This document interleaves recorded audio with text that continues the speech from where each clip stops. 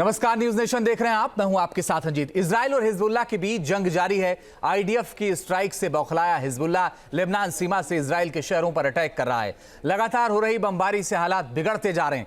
Top leadership के खात्मे के बाद भी हिजबुल्लाह कैसे इतनी बड़ी हिमाकत कर रहा है और इजराइल ने कैसे हिजबुल्लाह के खिलाफ ऑपरेशन तेज कर दिया है, इस रिपोर्ट में देखिए।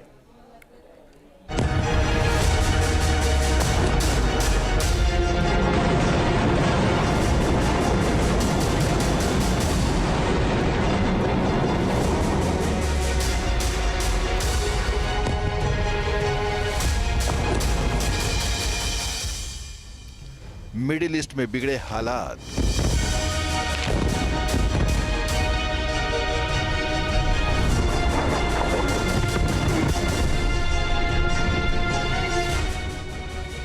इजराइल और हिजबुल्लाह के बीच जारी है वार पलटवार।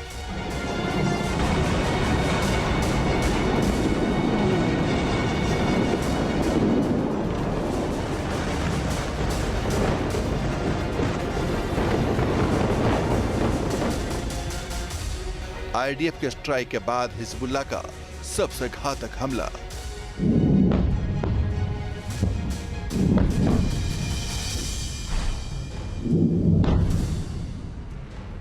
हिजबुल्लाह ने इजराइल के आर्मी बेस को बनाया निशाना।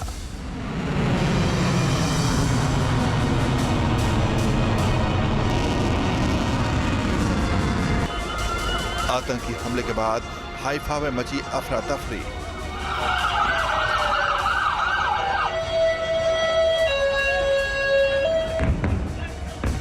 लेबनान सीमा से ताबड़तोड़ अटैक हुआ है और हाइफा में हाहाकार मच गया। हिजबुल्लाह के इस हमले को इजराइल का एयर डिफेंस सिस्टम भी पूरी तरह नहीं रोक पाया।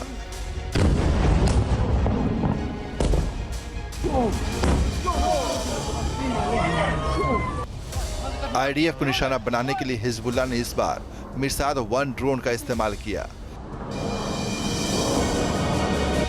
हिजबुल्लाह ने हाइफा के बिन्यामीना के पास एक मिलिट्री बेस को टारगेट कर हमला किया।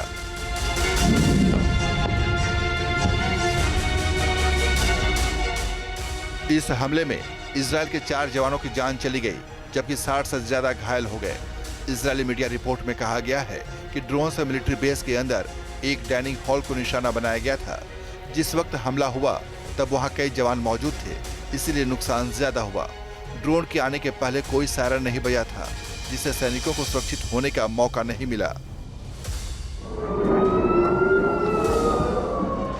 17 सितंबर के बाद इजराइल ने हिजबुल्लाह को लगातार निशाना बनाया है। इस दौरान नसरल्लाह समेत उसके तमाम टॉप कमांडर मारे जा चुके हैं। इसलिए हिजबुल्लाह का बचा हुआ संगठन लेबनान सीमा से सटे इजराइल के शहरों को निशाना बना रहा है।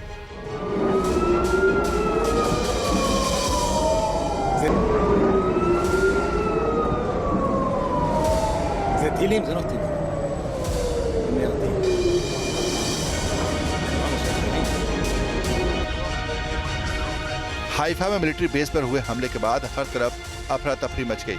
जवानों को इस तरह के अटैक का बिल्कुल भी अंदेशा नहीं था। हमले के बाद आनन फानन में घायलों को अस्पताल पहुंचाने का काम शुरू किया गया। इस हमले में घायल लोगों को करीब 50 एम्बुलेंस से 7 अस्पतालों में भर्ती कराया गया। गंभीर घायलों को एयर एम्बुलेंस की मदद से इलाज के लिए ले जाया गया।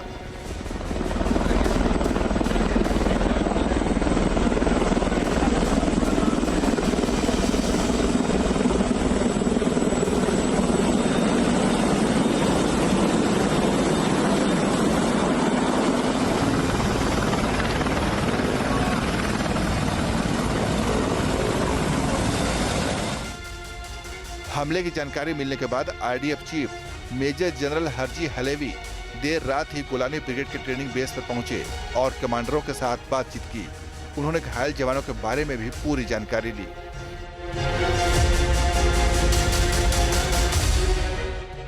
इस हमले के बाद हिजबुल्लाह ने एक बार फिर धमकी दी है और कहा है कि हाइफा में इजरायली सेना कुछ बस्तियों के घरों का इस्तेमाल अपने लिए कर रही है। लेबनान पर आक्रमण के लिए ऑपरेशन रूम के रूप में इस्तेमाल किए जाने वाले इजरायली ठिकाने हाइफा और तबरैया जैसे घनी आबादी वाले शहरों में हैं। ऐसे सभी घर और सैन्य ठिकाने हमारे निशाने पर हैं, इसलिए हम यहाँ रहने वालों को अगली सूचना तक अपने जीवन को बचाने के लिए इन सैन्य स्थलों के पास इकट्ठा होने के खिलाफ चेतावनी देते हैं। हिजबुल्लाह ने धमकाते हुए कहा कि अगर आईडीएफ ने बेरूत और लेबनान के दूसरे इलाकों में निर्दोष लोगों पर बमबारी जारी रखी तो हाइफा को नर्क बना देंगे।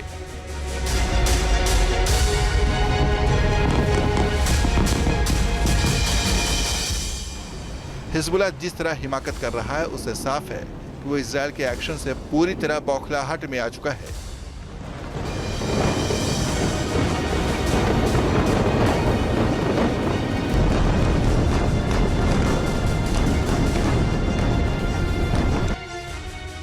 इसलिए खुद को बचाने के लिए काउंटर अटैक करने में जुटा है।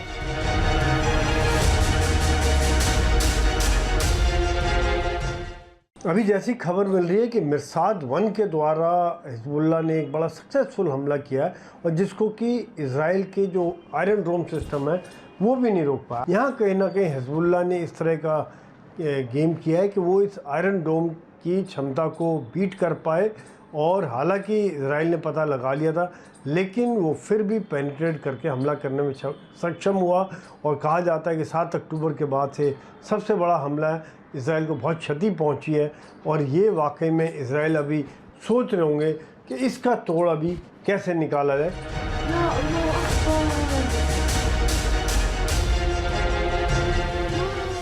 हिजबुल्लाह के खिलाफ इजराइल का एक्शन भी जारी है।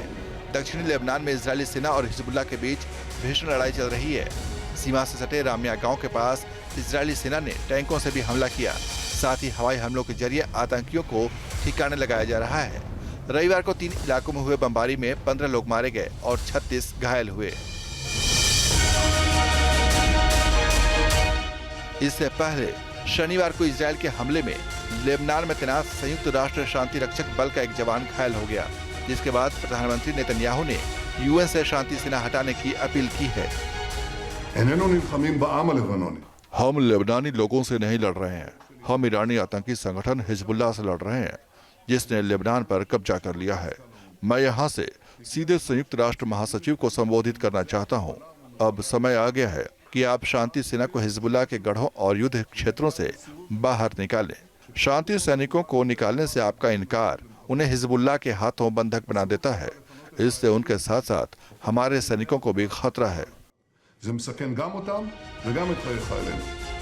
इजरायल की सेना दक्षिणी लेबनान में लगातार आगे बढ़ रही है और साथ ही हिजबुल्लाह के तमाम ठिकानों को निशाना बनाया जा रहा है। हिजबुल्लाह के उन ठिकानों को भी तबाह किया जा रहा है जहां उसने हथियारों का जखीरा छिपाया है।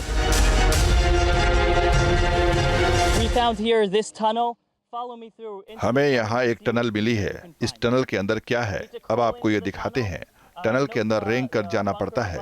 हिजबुल्लाह के लड़ाकों को एयरफोर्स की बमबारी से सुरक्षित रखने के लिए बंकर बनाया गया है। टनल के अंदर हिजबुल्लाह के लड़ाकों की यह फ्रंट पोस्ट है।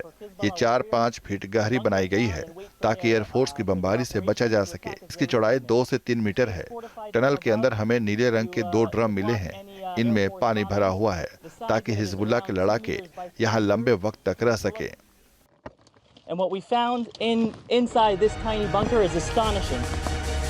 ग्राउंड ऑपरेशन के दौरान हिजबुल्लाह के कई हथियार डिपो मिले हैं।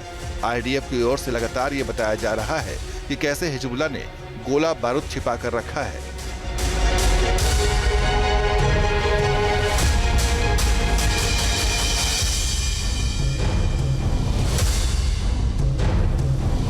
What you can see here is different types of gear. आप यहाँ देख सकते हैं कई तरह का सामान है।